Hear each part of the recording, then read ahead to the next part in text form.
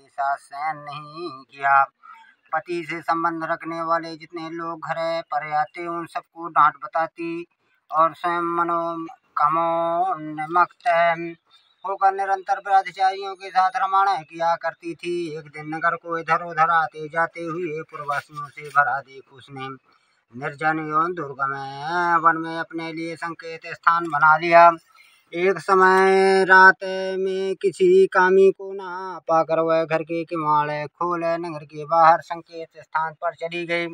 उस समय उसका चित्त काम से मोहित हो रहा था। वह एक एक कुंज में एक प्रत्येक वृक्ष के नीचे जाकर किसी प्रीतम की खोज करने लगी, किंतु उन सभी स्थानों पर उसका परिश्रम व्यर्थ गया। उसे प्रीतम का दर्शन नहीं हुआ। तब वह उस वन में नाना प्रकार की बातें कहकर विलाप करने लगी। चारों दिशाओं में घूम घूम कर भी भोगजनक विलाप करती हुई उस स्त्री की आवाज सुनकर कोई सोया हुआ बाघ जाग उठा और उछलकर उस स्थान पर पहुंचा जहां वह रो रही थी। उधर वह भी उसे आते देख किसी प्रेमी की आकांक्षा से उसके सामने खड़ी होने के लिए उससे बाहर निकल गई। उस समय वृक्ष ने आकर उसे नखरूपी बाणों के प्रहार से पृथ्वी पर गिरा दिया।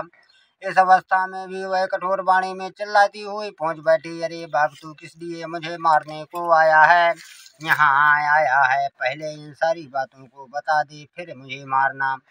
उसकी यह बात सुनकर प्रचंड पराक्रमी व्याघ्र क्षण भर के लिए उसे अपना ग्रास बनाने से रुक गया और हंसता हुआ सा बोला, दक्षिण देश में महामाला नामक एक नदी है, उसके तट पर मुने पर्णा नगरी बसी हुई है। वहाँ पंचलिंग नाम से प्रसिद्ध साक्षात भगवान शंकर निवास करते हैं।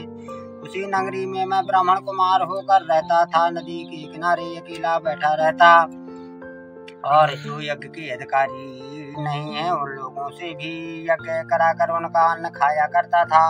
इतना ही नहीं, धन के लोभ से मैं सदा अपने वेद पाठ के फल को भी बेचा करता था। मेरा लोभ यहाँ तक बढ़ गया था कि इन भिक्षुओं को गालियाँ देकर हटा देता और स्वयं दूसरों को नहीं देने योग्य धन भी बिना दिए ही हमेशा ले लिया करता था। ऋण लेने के बहाने मैं सब लोगों को छला करता था। दान दान कर काल व्यतीत होने पर मैं बूढ़ा हुआ, मेरे बाल सफेद हो गए, आंखों से सूझता न था और मुंह के सारे दांत मुंह के राम जय राम जय राम जय राम बूढ़ा सफेद, मेरे बाल सफेद हो गए, आंखों से सूझता न था और मुंह के सारे दांत गिर गए। इतने पर भी मेरी दान लेने की आदत नहीं थी। परवाने पर पत्रिका के लोभ से मैं हाथ में घुसा लिए के समीप चला जाया करता था। तत्पश्चात जब मेरे सारे अंग शिथिल हो गए तब एक बार मैं कुछ दूर ब्राह्मणों के घर पर मांगने खाने के लिए गया। उसी समय मेरे पैर में कुत्ते ने काट लिया। तब मैं मूर्छित होकर क्षण भर में पृथ्वी पर गिर पड़ा, मेरे प्राण निकल गए। उसके बाद मैं इसी ब्राह्मण योनि में उत्पन्न हुआ हूँ। तब से इस दुर्गम वन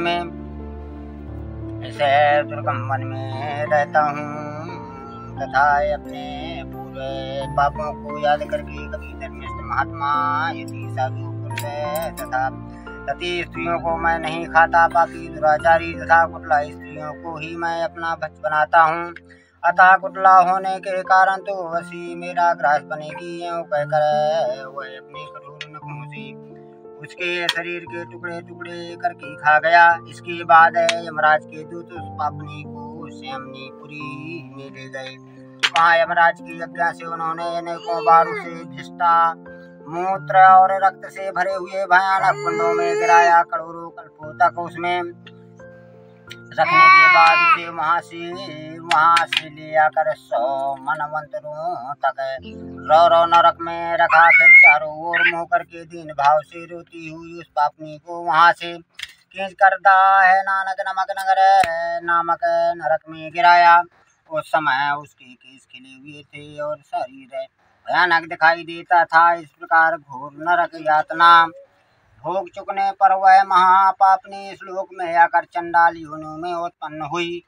चंडाल के घर में भी प्रतिदिन बढ़ती हुई। वह पूर्व जन्म के अभ्यास से पूर्वत पापों से प्रावत रही, फिर उसे कोढ़ और राग क्षमय का रोग हो गया, नेत्रों में पीड़ा होने लगी। फिर कुछ काल के पश्चात वह पुनः अपने निवास स्थान हरिहरपुर को गई, जहाँ भगवान शिव की अनंतपुर की स्वामिनी जगदम्बा देवी विराजमान है। वहाँ उसने वासुदेव नामक एक पवित्र ब्राह्मण का दर्शन किया, जो निरंतर गीता के 13वें अध्याय का पाठ करता रहता था।